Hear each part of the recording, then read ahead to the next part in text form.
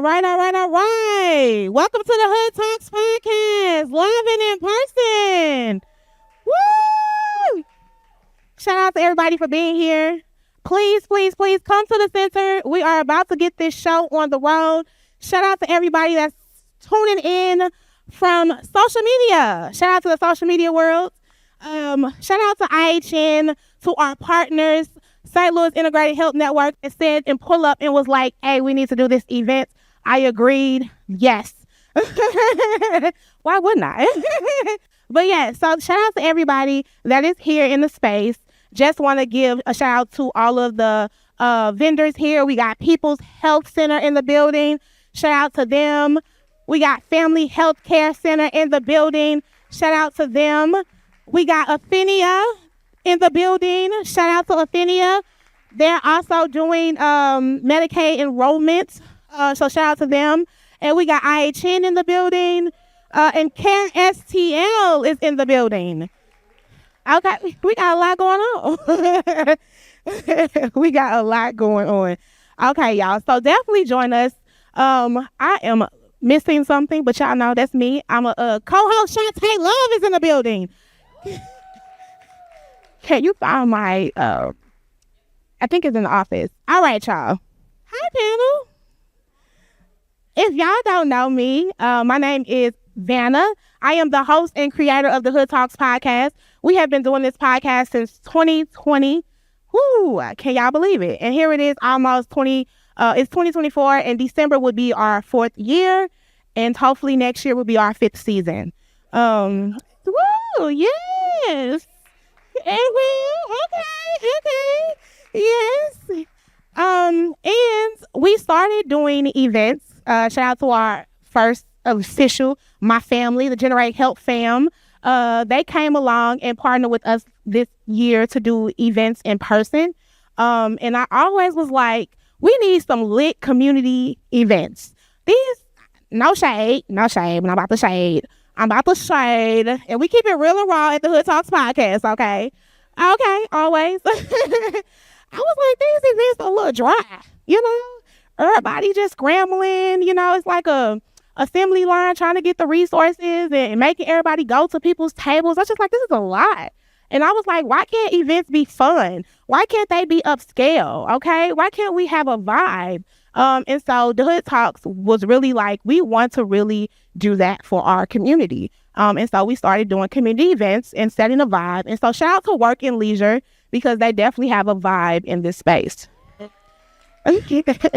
Yes, it is giving a lot. And so what other events do you come where you get free drinks, a vibe? Shout out to DJ Sweetie on the ones and twos.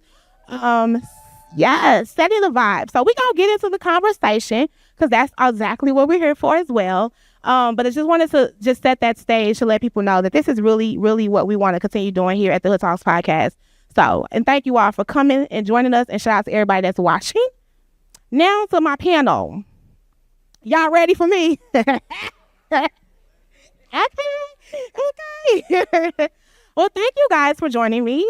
This is going to be a great conversation. I'm so excited to talk to you all, because there's so much I didn't know, still don't know about just the safety net. Shout out to Jesse. When he approached me, he was like, yeah, we want to talk about the safety net. And I'm just like, bro, what is that? What is the safety net? And I'm like, well, Shavannah, if you don't know, I'm sure there's a lot of people that don't know as well. So this is something that we need to talk about, right? It's because I tell people, baby, let me tell you, I don't know everything, okay? Don't call it, I don't know everything, but this is why we're here, to learn. So I'm going to let you all introduce yourselves. Tell people who you are, who you represent, what do you do, and we're going to start here. Yes. Can y'all hear me? No.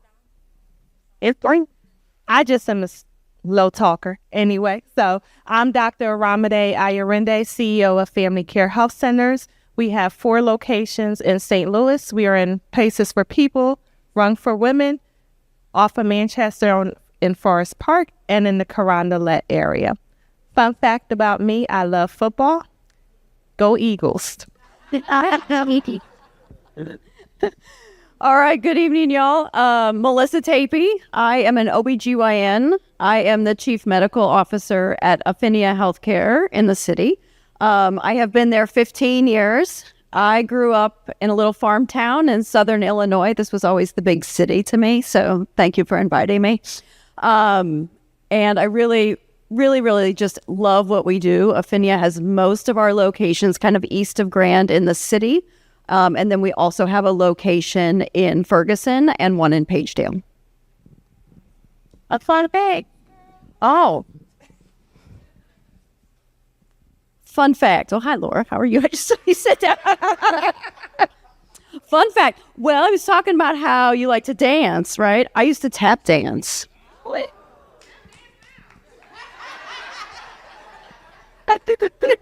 After. We're going to need the music back on, and I'm going to need a drink. But then you're on. Come on. I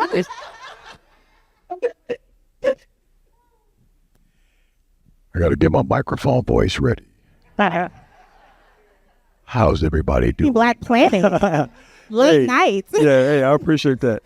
Hi, I'm Dr. Ronald Griffin. I am the Chief Operating Officer for People's Health Center, Betty Jean Kerr People's Health Center, also for the Amanda Luckett Murphy Hopewell Center, as well as our People Action Corporation called PCAC. So we have locations all over the metropolitan area, to include in North County. We have our Ferguson and our West Florissant location. Our range is so broad and massive, just like all of the other FQHCs on the stage, and we are your safety net. Fun fact, Melissa stole it. Yeah.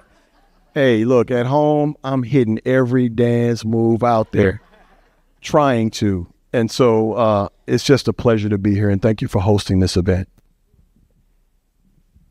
I'm sorry, one more thing. I'm a doctor of nursing practice, not an MD.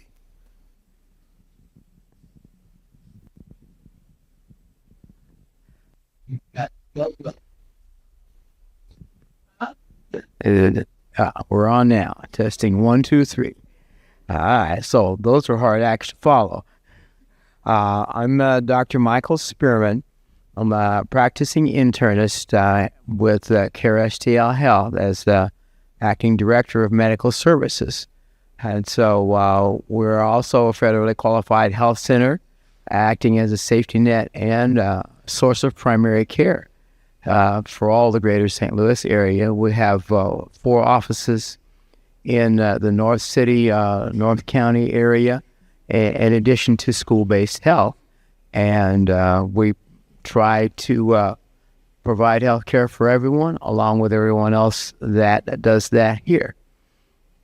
So thank you for having us today. Fun fact, I'm not that much fun.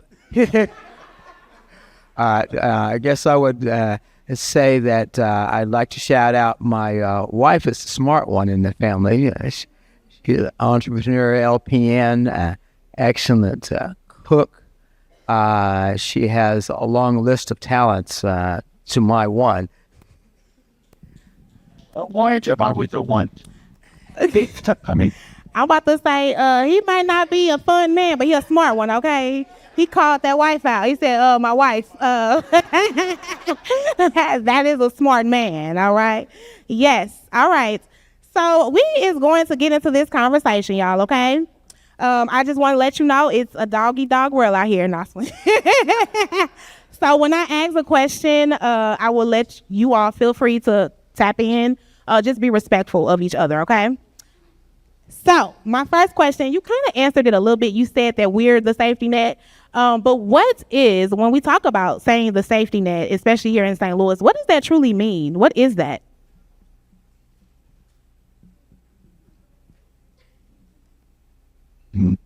So for health centers, we are the backbone, I would say the backbone of the health systems, where individuals who are underserved or unrepresented or cannot afford healthcare services can come to us. So we ensure that whether you can afford care or not, that we're available to provide care to you. And that's inclusive of medical, dental, and behavioral health services for all of us. yeah, what she said. And in a nutshell, go ahead, Melissa. I'm sorry. Oh no, that's all right. I do think we are the backbone of the safety net, especially when it comes to primary care, medical, dental, behavioral health, like you were speaking of. We also have our health departments, right, which are also good resources. And then in the city, we don't have a public hospital. So for most of our city residents, right, they're going to go to our academic centers for hospital care, and we really want them to come to primary care, which is really where all of us step in, because we're not going to turn anyone away based on their ability to pay or what type of insurance they might have or if they have Medicaid. And that is why we exist, and that's why we're here. Something, academic care.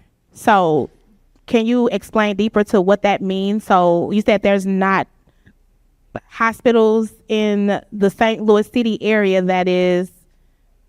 So St. Louis doesn't have a public hospital, right? Like a St. Louis City Hospital or a St. Louis County Hospital. We used to, but we do not any longer. And so St. Louis University Hospital, right, which is merged with SSM, Barnes, which is with WashU, they're really your safety net hospitals in St. Louis City. There's other hospitals in the county as well, but they have to function as a safety net because we don't have a public hospital system. And that is important because what that means is a lot of these hospitals are ran by those entities, right? They're institutions, not necessarily, like you said, the government is funding them necessarily, right?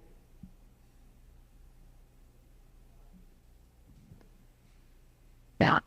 They do get some government funding, like to care for patients, but right, they are their own institutions. And they do have to step up and take care and be part of the safety net. But it is a different dynamic.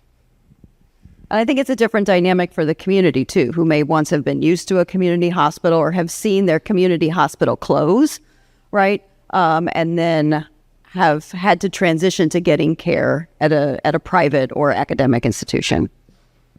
So let's get down to this. Here it is. You have your health system organizations like your BJCs, your SSMs, and you see how big and how busy it is to navigate through that system. With us, you got a one-stop shop where you can get all of your services, and because we have good referral relationships with these HSOs, health system organizations, that allows us to get some specialty care. Can they do more? Absolutely they can. And because of organizations like IHN bringing us all to the table so that we can have these impactful conversations about health equity and who has the role to do what.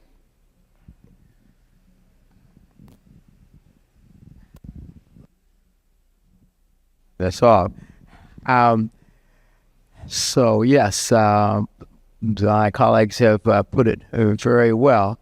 And looking at the safety net type of issue, the idea is that it is best to get your health care from the start, not to wait until the crisis occurs.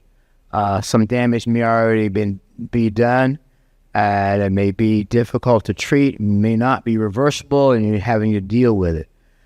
We're talking about primary care. That is, start from the time you pop out from the womb until the other end of the spectrum, trying to see that each person is healthy, trying to prevent health issues as best we can, trying to deal with them as they come, helping those that have popped out grow to the point that they can help take care of themselves and not have to spend an arm and a leg. As you well know, there's a long wait to get through an emergency room, and again, they are for emergencies. They deal with the spot situations, and they're not designed to do comprehensive health care. Actually used to be our name, comprehensive health. But yeah, we all provide comprehensive health care with the emphasis. The bottom of the platform is to do primary and preventative care. Then comes the secondary for when we can't, and of course, the tertiary when there are significant illnesses. But the basis is, how can we be healthy and keep it that way as long as possible, get good outcomes, and have long, productive, worthwhile lives from a healthcare standpoint? And it's psychosocial as well as medical. So it sounds like what the space is here for is under-resourced, who may not be insured, to come and get preventive, primary, which means on a regular base care. Because I know a lot of times, sometimes when you don't have insurance, you're quick to just go into the emergency room for maybe a cold, maybe, you got something on your arm that you don't know what it is. But if you come and you say, like, I don't have insurance, but I want a primary care who can see me maybe to manage my diabetes, my sugars, or manage my blood pressure, I can come into this space, Affinia, a family health care center, a Care STL, a People's, all of them, either one of them, and access care and get connected to a primary care doctor who can support me throughout my journey, even if I have insurance too, right? Yeah. I go to Affinia. She said she goes to Affinia. Okay.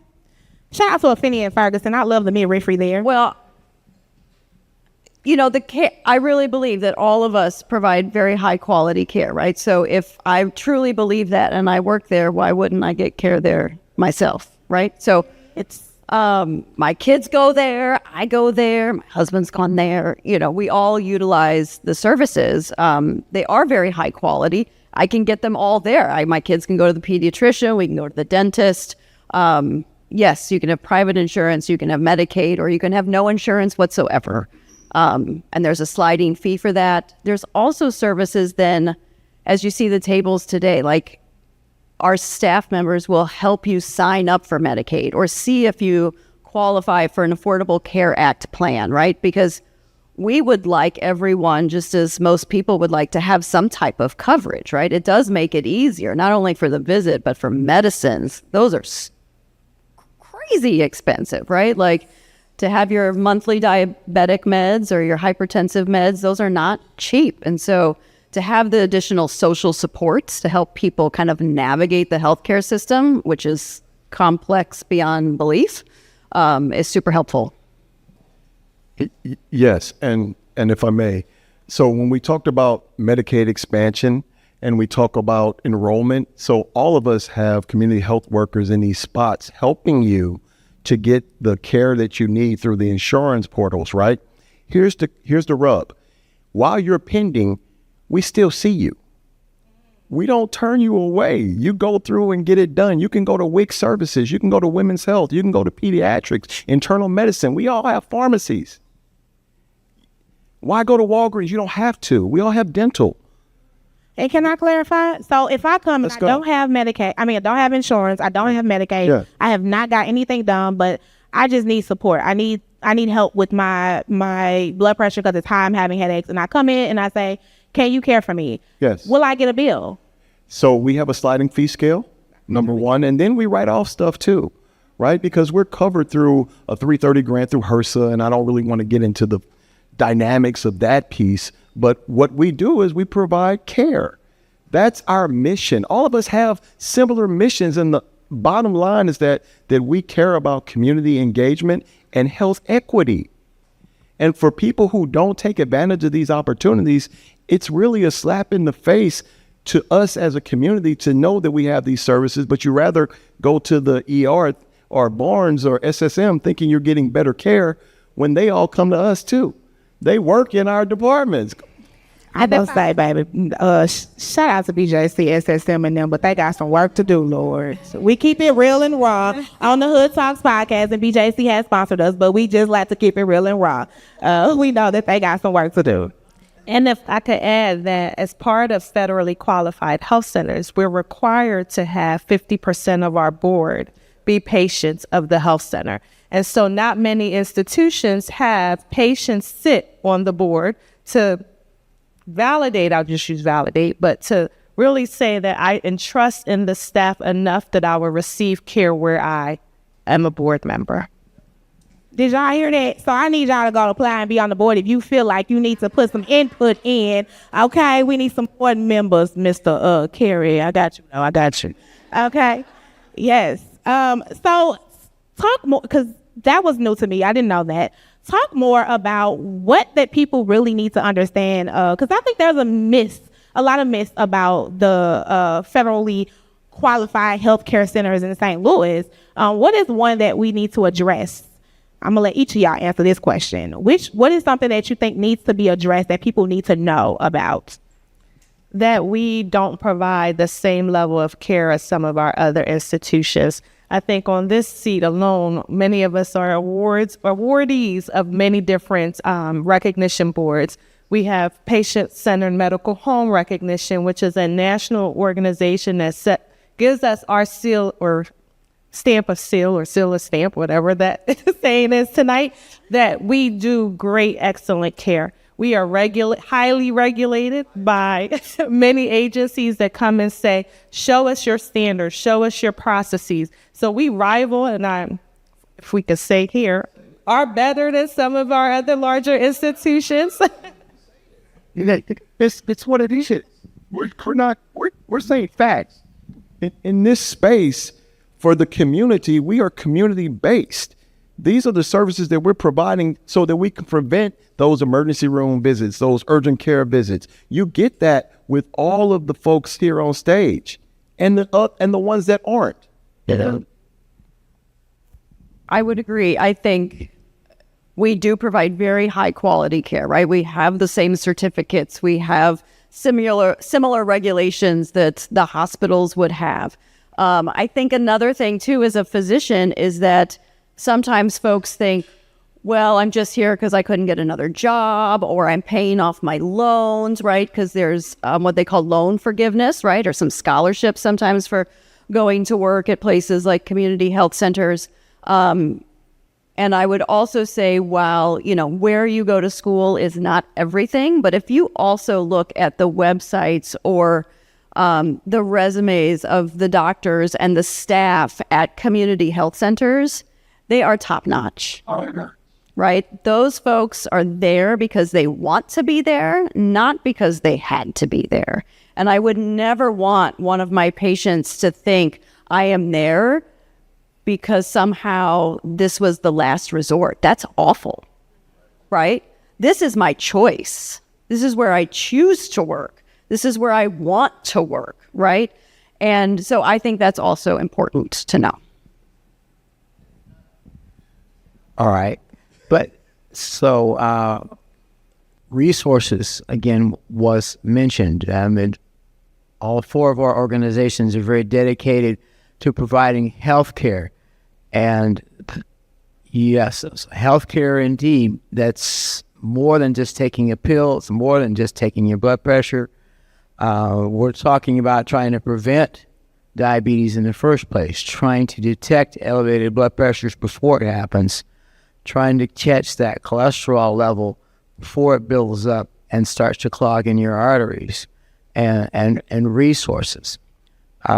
One thinks of going to the doctor. You've got a cold, you got a fever, your back went out. You go to the doctor and you get that worked on. And all four of these groups here, you can go to that our doctor's office and try to find some ground level help. We have at CareSTL Health, we have a mobile grocery store that comes to the North City area to provide high quality foods, groceries at low price, so that people can afford to get some decent food and not have to worry about skimping, eating junk food that's going to clog their arteries, raise their pressure, raise their weight, and get in the way. Housing, economic resources. You can, if you are stressed, you can go.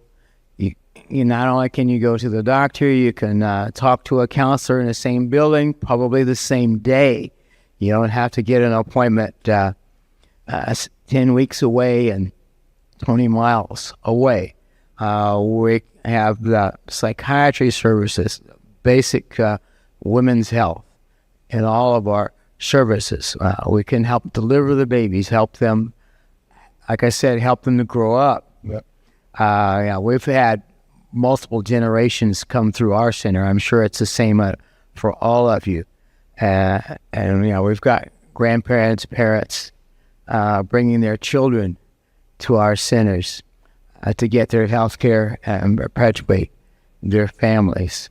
So it's resources. And I'm sure all of our leaders, I know our CEO is out in the community trying to see about helping the community, trying to decrease the violence, trying to increase the awareness, increase the resources. Thank you. There we go. And we had an opiate awareness walk with CareSTL Health. I'm sure all of these groups up here have similar activities. So it's not just about prescribing pills. It's about the well-being of the community. And total care, right? So that's what you're saying, right? You're looking at taking the human dynamic and addressing every aspect of it. So if you're obese, all of us have nutritionists. We have dietitians. You can see them. You can walk in. Most of us have walk-in slots that first time ever coming, you register through and you get seen by a provider. Who does that? You can't. I'm not trying to put anybody on blast. I'm just saying you can't do that in the big health systems. You can't do it. You can't. You're right. And then here's the other part. Even when we're booked, we'll double book. Can I get real with you for a second? I'm sorry. We keep it real and raw. This is the Hood Talks podcast, sir. My daughter told me don't get carried away, but I have to say this. Please So do. one of my pet peeves with all of the services that we provide is our no-show rate. So we provide services for the community and we take everything that we can to make sure that you get an appointment and you don't show up. That's problematic because our funding is based on the encounters that we get. And if you don't come, we're not going to be funded to provide these services. That's real.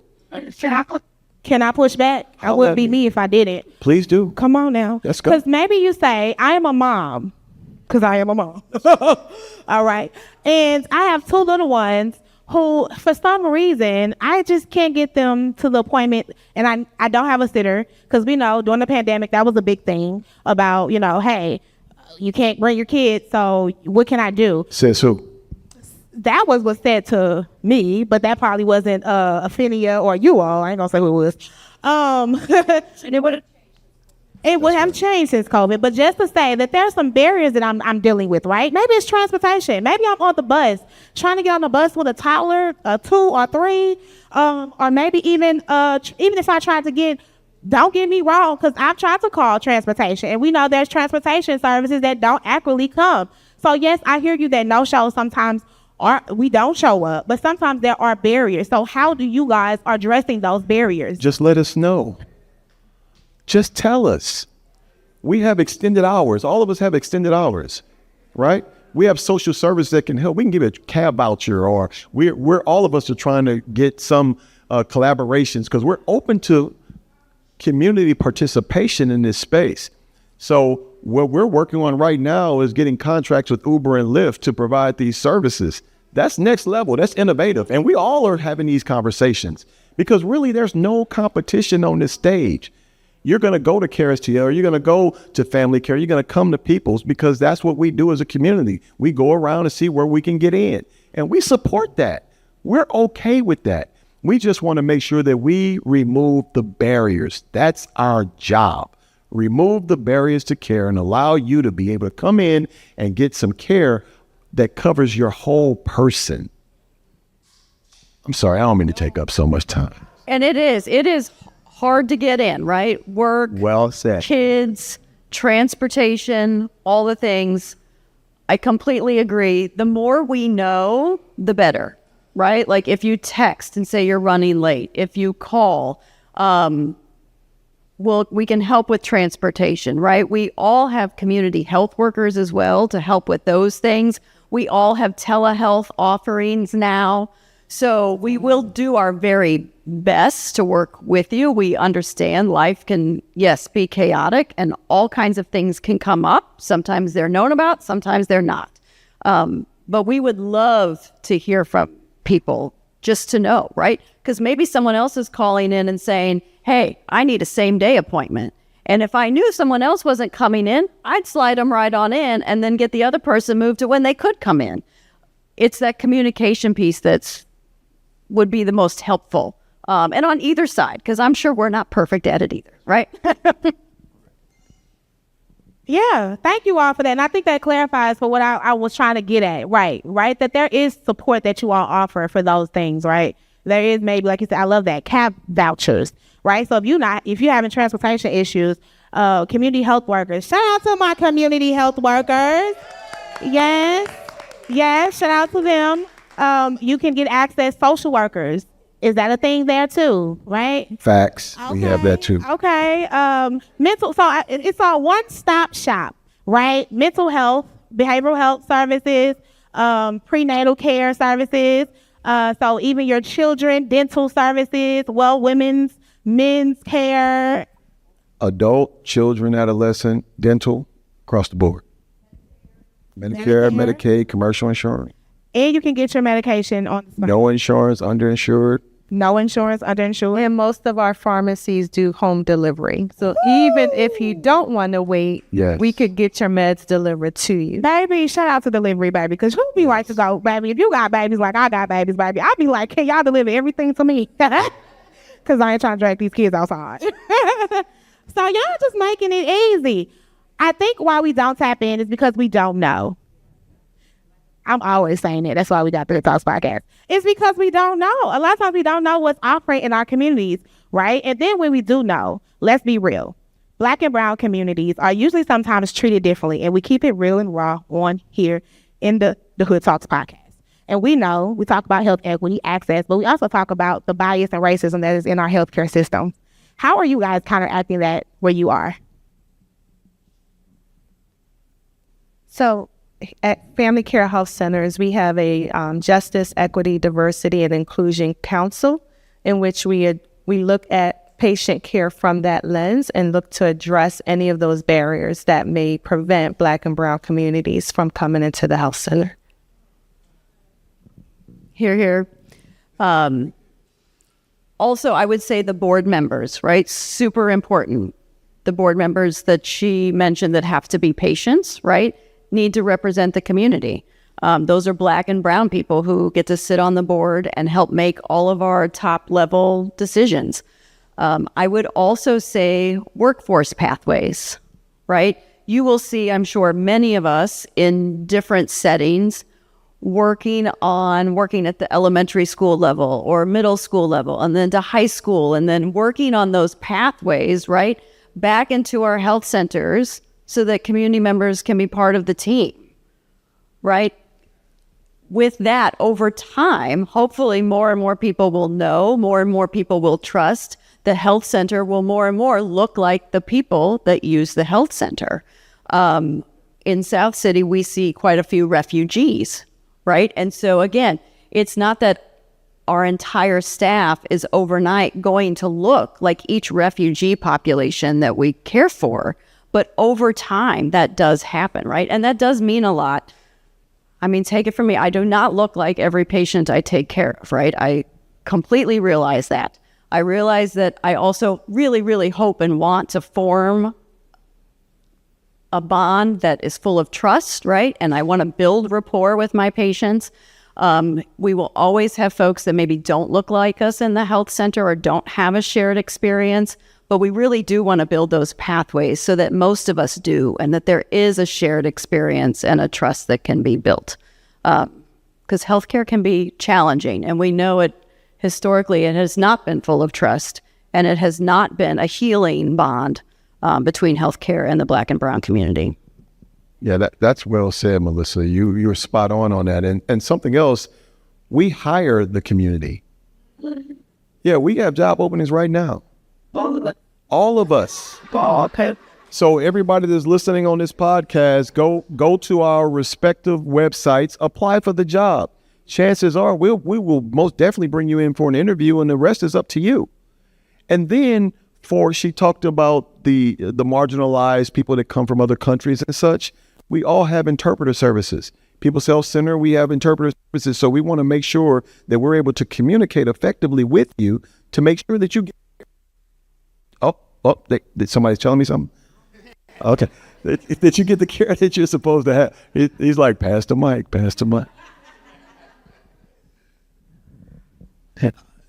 Nice to be with you guys. This is what we're here for. We have trainings to remind us. Yes, I did have to go through medical school to get here, but we have trainings, grassroots reminders to keep us centered on people and not just being the doctor trying to tell people what to do. We have the basic premise, patient-centered healthcare. So the healthcare is not centered around the doctor or even the health center. The healthcare is centered around the patient. You've got the whole group, the nurse, the doctor, the registration clerk, the social worker, the counselor, the chiropractor, the dentist. We're all circled around the patient to make sure the patient gets what they need. The patient interacts to help us get the patient what they need. So it's, this is science and art too. That means that it's not carved in stone, precise, that everybody fits in the same cookie sheet. And so there are different ways that may apply to different situations. We have the patients involved in helping us to make these decisions and informing patients, educating patients so that they can better help take care of themselves. I think also we're all required to do trainings as part of our regulatory bodies. So again, we're heavily regulated. And part of that is ensuring that the training is beyond our initial, for the doctors, for instance, beyond their medical school training. So we all go through culturally competency training, make sure that we are embracing varying cultures and people as part of that. And so the litany of trainings that we go through beyond our initial diplomas is extensive. One other training I think that's important and that continues is bias training, right? Your internal bias. We all have different biases to keep us alive, to help us make quick decisions.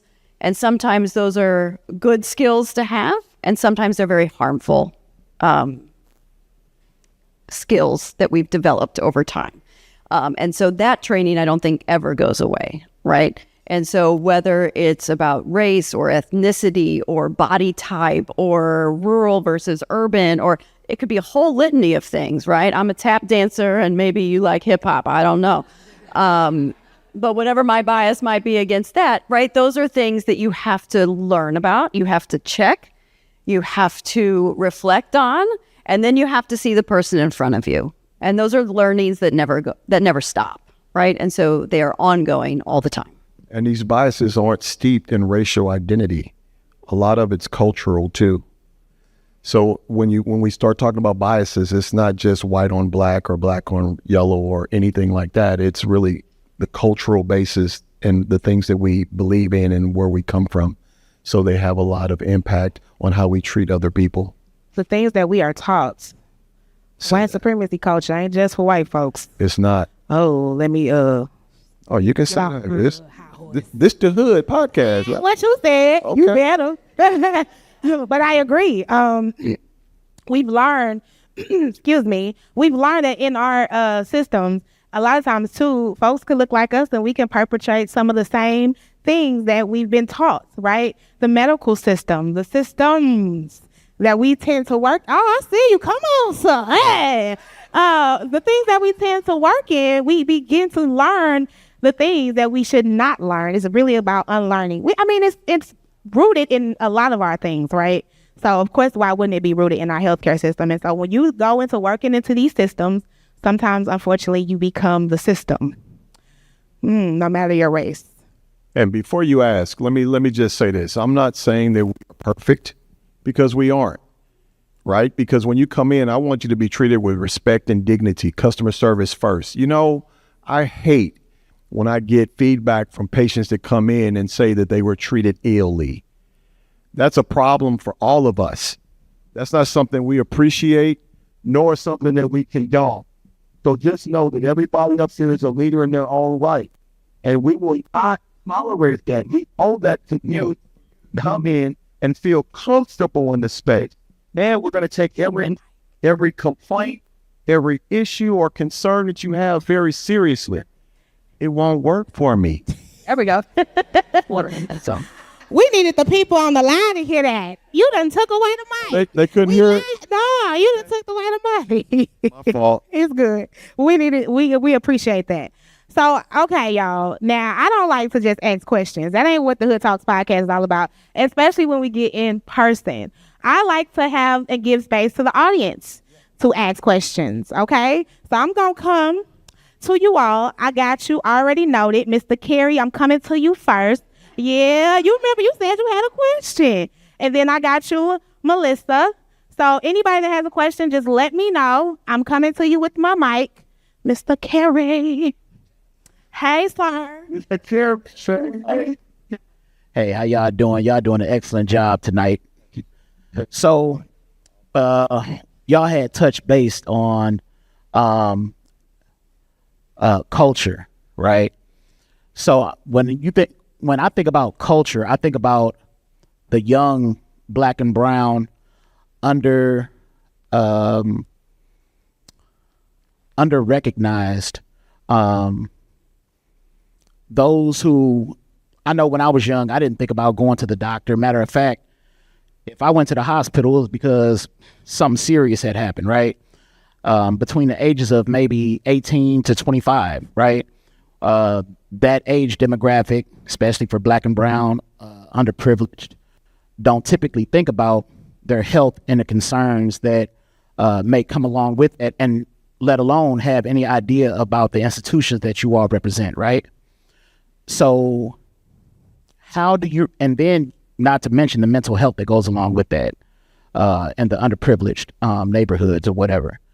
So how do you go about exposing the services that you all have available to those who are severely in need of it with that age demographic, who wouldn't just typically think about, hey, let me seek out these institutions to see if my health is where it needs to be mentally and physically? So. Great question. Because you're right, that's the perfect age group, right? That does not want to engage in healthcare, normally speaking. I think a few things, and I just want to reiterate that I do not have all the answers for this age group either, or for Black and brown men, right, that are 18 to 25. I do not have the answers for those young people.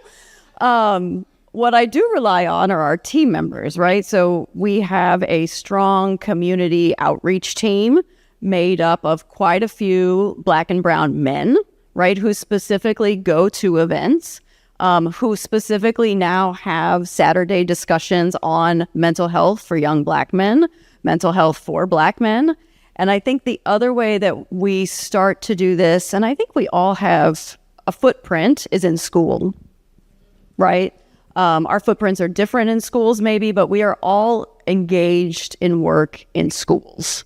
And I think that's one of the first places that we start. Whether or not, you're getting to the pediatrician, hopefully we're doing some screenings, hearing and vision, and we're talking about mental health, and we're doing some primary medical care in your school, or maybe with a mobile unit that goes to your school.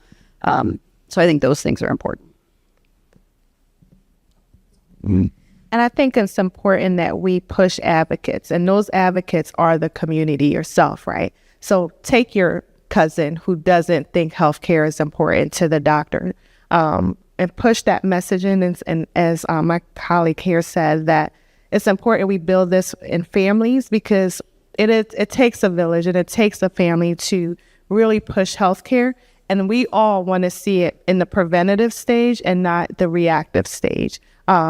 It's easier to treat pre-diabetes than diabetes, right? And so when we think about that, it starts from young children being, I want to say, groomed to think as health as second nature, versus when they're in adulthood now having to work life issues around that. And so when you start talking about behavioral health, specifically behavioral health, because I would be remiss if I didn't say that, gun and youth violence is a public health emergency.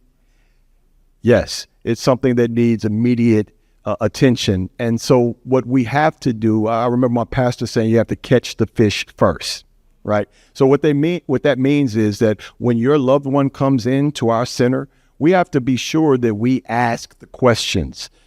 Hey, you have a young man that's interested, what's wrong with them? Or ask about them, and they will tell us what their need is. And I'm not putting anybody on blast, but somebody came to me today with a need. And thank God I was fortunate enough to be able to give them some direction and hopefully help them through that plight. And so all of us take that same stance. I know that we do at People's Health Center, and I know that my colleagues do as well. We have to do that. Our behavioral health arm, the Amanda Luckett Murphy Hopewell Center, we have residential homes that people that are unhoused and adolescents that are going through some changes. It's not an inpatient facility, it's an outpatient, and we teach them how to be more adaptable. And we have CSS, all of us have CSS folks in these spaces to provide them the assessments and the care that they need real time. That's right. 365 days a year. Sorry, break down CSS. Let's go. For us. What CSS means? Community service, community. Thank you. Say that again. Yes. Thank you so much. Okay. So in a sense, what that means is it means something different to everybody. What that means is they can actually assess people when they come in, and then they can give them the support necessary. A lot of them have community health backgrounds, and they have some advanced degrees in a lot of cases. So they're in our residential homes within the community. So check this out though. And we're talking about financial literacy and everything, right? How do we give back? We give back because we rent homes from people who have spaces to rent. So we give them monies and dollars to help them financially, but we're also fill the void by giving our folks a place to stay and the support that they need. Young men, we have houses dedicated to young men. Young men, we have houses dedicated to young men where they get the support around the clock. Yeah, that's it. Nobody knows. Nobody knows. And that's why I appreciate the hood so much for bringing this to the forefront so we can talk about us being a safety net. This is what we do.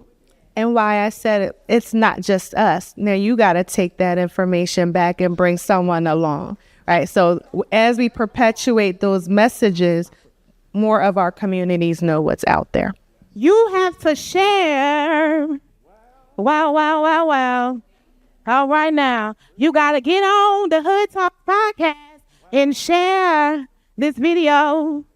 And you got to tell your friends to follow the Hood Talks podcast, because you just came to one of the lit events and it was fun and it was free and you got a drink and you learned about the housing for young Black men. All right. All right now. Hey. So my name is Marissa Brooks, and so my question is, when we think about holistic care, that biopsychosocial spiritual piece of it, are we making sure that we're communicating with one another? I'm talking about the multiple disciplines within the medical setting. Are we making sure that we're communicating with one another on clients? Because I know that this is just me personally. I don't feel like my physician and CHW and this person and that person is communicate with one another in order to meet my needs. Well, I can start at that. I mean, you haven't heard of it, I'm sure, but they have what they call behavioral health integration. So like I was saying earlier, it's not that you go to see a different person with a different specialty who is 10 miles away and 6 weeks away. We have the one shop stopping. We're shopping. We're talking about these persons available, and this is part of primary care. I'm sure all of our groups have that. You need a behaviorist, you need a social worker. They're part of the main team. It's not a specialist that you have to work on weeks away. These persons are available right then and there, the same day you come in because your back hurt. You can be talking about how you're having trouble keeping the lights on, or trying to find that ride that we heard about, or maybe you're grieving because of the gunshots nearby, and all kinds of life situations. We have, all of us, I'm sure, have people that will be able to come in and work with each one of the persons on these issues, help them through that, help them to find ways to deal with what can't be done, help us to find ways to help you so that you don't have to deal with what can be changed. And that's a basic premise, I'm sure, for all of us, that these services are available right now, right here. But that holding each other accountable, sharing information about the quality of our family or whatever, because, and what I'm speaking on is that there's a lot of times where people just don't progress something, but that information is not necessarily being shared amongst the team. So we meet regularly and share. Yeah. We all have teams and groups. We get together, we discuss issues, cases. Something may have been unusual or challenging to one of us. We bring that to our monthly meeting and discuss that. And we can sit there and our group can put more heads together, come up with additional ideas. You're talking about shared experiences of all of our group as opposed to just one individual. We all have quality teams. They are running around looking, seeing what we're doing. Are we attending to benchmarks? Are we getting things done that need to be done? Are there ways to help do things better? We have teams that help not only hold us accountable, they help us to see what we're doing.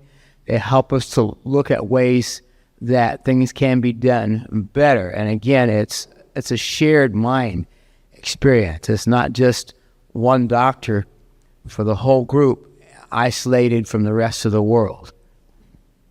And I also want to just speak to your point that we are not perfect at this. We have a lot of opportunity for warm handoffs. So like when I will directly bring in the behavioral health consultant, or I will directly bring in a community health worker, right? To kind of work on other issues that may not be my area of expertise, right? And that those supports are needed to be well and healthy and thrive as well. If you've ever looked at an electronic medical record, all of those records are in there. Sometimes it could take me 3 hours to read through all of those records. And will I have done that each and every time I see somebody? No. So I will say, to your point, right? We have a lot of information in there. Sometimes it is very hard to glean all of the important things, or quite frankly, what's most important to you, right?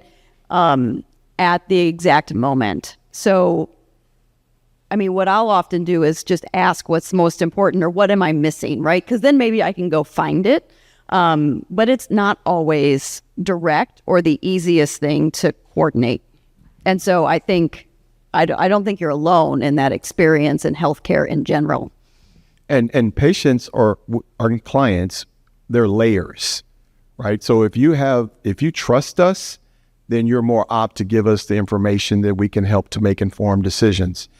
And Melissa was talking about the electronic health record, which really guides our practice, right? So on the internal medicine side or the primary care side, if you're dealing with a patient who has a behavioral health diagnosis, so what we were faced with at one time was on the primary care side, they couldn't see the labs or the medication. Mm-hmm. So the patient would get more labs when it came to their primary care provider. just because of that barrier. So we have since then been able to take an approach to take that barrier down. And because behavioral health is a little different, right? People have to opt in into that and opt out. And we want to respect their privacy and their rights. So we make sure that we're sharing the information with their best interests at heart and that they condone it. The other piece is that we strive to have an integrated holistic healthcare model. And to Melissa's point, we're not perfect. We're not, but we're nimble enough and have the flexibility to be able to pivot. Big systems don't always have that. We do have that. And I was just going to add that sometimes there's regulations that we can't share some of that information. So even though you're like, well, it's in your system, right? Sometimes regulations prevent us from sharing certain details that you think everyone may know that we can't share by law. Yeah. I know you ain't acting funny. You gonna call me over here? You better get this mic. Earlier, hi everyone, my name is Will Bogan III. Earlier, you all mentioned when she gave the example of being a mom of two and not showing up for our doctor's visit, it was mentioned to ask questions, or the more you all know, you all could assist. Do you all do assessments that address the social determinants of health on the initial intake of patients to kind of gauge where they're at in their care in general and in the PCMH model? So yes, we all do needs assessments. We all have heat maps that show us what are the prevalent disease processes in certain areas and what we need to do to be able to meet the needs of those communities. So yes, and just to clarify, if you have a problem meeting your appointment, it's not the layers, just let us know, right? Just call us and let us know. So the tendency is not to do that, right? Because there's some embarrassment that's associated with it. And we have to be conscious and cognitive of that. And so what we do, we have providers, when their patients don't show up, they call them. And then we switch it, because we're nimble and flexible, to give them a telephone visit and or a telehealth visit. But they get seen. And if it's medications that they need and we can do that through, we provide that service. So again, flexibility and being nimble enough to pivot and provide that. And yes, we do needs assessment. Did I answer your question, sir? Okay. Child, we got one more question, and then I have one last question, or more of like, how can people get in touch? But I'm going to let her ask her question, and then people who are tuning in from the Hood Talks podcast, this is why you should be here. Because we're going to get the party started after this. But one last question, and then the live we are going to end. Hello, my name is Christine, and I'm not from St. Louis, so I am actually looking for a great healthcare provider. Do you all have like specialists like rheumatologists, cardiologists? Because that's what I'm looking for. When I first got here, it was very disappointing. So like every time I need to go to the doctor, I go all the way back to Milwaukee, Wisconsin, because that's how bad it was. And it's like, I shouldn't have to go all the way back home, to my old home. I'm trying to make this, I love St. Louis. So like, I want to make, here my home. I want to come here for, just my health, because that's just too much, because I have a lot of things going on. I have lupus. So I'm just trying to manage that, and I need to see which provider or which place I can go. So generally speaking, our specialty is primary care, right? So you're not going to, generally speaking, find a rheumatologist or maybe a cardiologist, but maybe a pulmonologist here or there, but you won't find that at the community health center. What I would say is, especially if you have a trusting relationship with your rheumatologist, I hope you can find good specialty care here. I would really want you to tap into any of us for primary care, okay? And then the other thing we can always help coordinate is, say you love your rheumatologist and you're doing telehealth, right, at home. We can sometimes do via primary care then the labs that you might need if we know what those are, or helping you fill prescriptions, or they might be able to send your prescriptions, to to a local pharmacy, and we can help you navigate some of that. So even if you can't get to a specialist you just love in the next 6 months, I still think there's benefits of primary care. And then I think there's benefits in maybe coordinating that in a telehealth way and then what you might need at home. And shout out to the Integrated Health Network. Again, they have a hub that all of us are around the table. So when you come to one of us, we have the capacity and the capability of referring you out. All of us have friends at those health system organizations that we can give a call to just to get the process started. And then your primary care comes back to us and we manage that collaboratively, if that makes sense. No, you should not have to go all the way back to get your care. We got you here. And so for that, I would say definitely tap into the tables. Again, Medicaid re-enrollment is up at the top there. So if you guys have any questions, if you know somebody that need access, reach out and connect with them so we can get people what insurance that they need, because shout out to Medicaid expansion. It is out there. We just have to tap in. And that's one of the things that I'm big on for us as Black people. There are so many resources out here, y'all, that we just need to tap into them and hold them accountable to give us quality care. All right. So my question, as she kind of hit on, what if I'm like, okay, I'm trying to come tap into some care. Where do I go? Give me some spaces. Who do I contact? Where's the websites? How do I get into this? I know y'all just said come, but just, give us some more details on how we can come and show up in the space one by one. Again, tell us who you are, and maybe even if you want, how people can contact you if they have any questions, comments, or anything as that well. Visit us on www.familycarehealthcentersstl.org. Also, our table is in that corner there. You got Larissia there that could set you up. And then also just come to one of our health center locations or call us, and y'all would kill me because I don't know the number off the top of my head. But there she goes. 4-8. We made it even easy. 834-CARE. That's what it was. 834-CARE. All right. Affinia Healthcare. You can stop by any of our locations. They're on our website, which is affiniahealthcare.org, or our main number is 314-814-8700. Also on all the social media platforms. So if you message us there, someone's always checking and can get back with you as well. And if I'm forgetting anything, the other Affinia folks here that know all the things can help you out, right? Betty Jean Kerr People's Health Center, located at 5701 Delmar. We also have offices in West Florissant and Florissant, Lindo Boulevard, South Broadway. Our number 314-367-7848.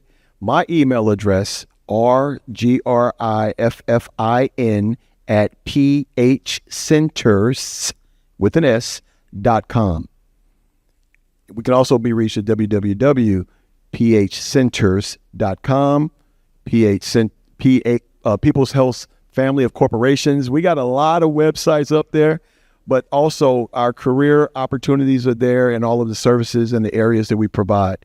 Again, rgriffin@phcenters.com. I will respond. Thank you. So again, she's looking at me. I'm looking back at her, our director of operations. So I don't have our website handy. We do have a website. We have our general number. I got you. 367-5820. That can access all of our telephone needs, but it includes a direct appointment line that you can dial into, as well as an operator to help you to navigate any systems. I'm pulling out my phone because I don't have it memorized. We got you. Don't worry. Hold on. We have a telephone number that's dedicated straight to appointments also. Our website is www.carestlhealth.org. You can also call that main number 314-367-5820 and press 0, and you will get one of our patient access representatives. All right, y'all. We're going to also drop that information in the comments so y'all can have it. Again, I'm going to ask y'all, if anything else, share this live, share this information, and make sure you tap into the Hood Talks podcast, because what we're doing is bringing you all of the resources out here in the STL streets. All right, y'all. And on that note, this is your girl, Vanna, and we are out. Shout out to my family. Shout out to my family.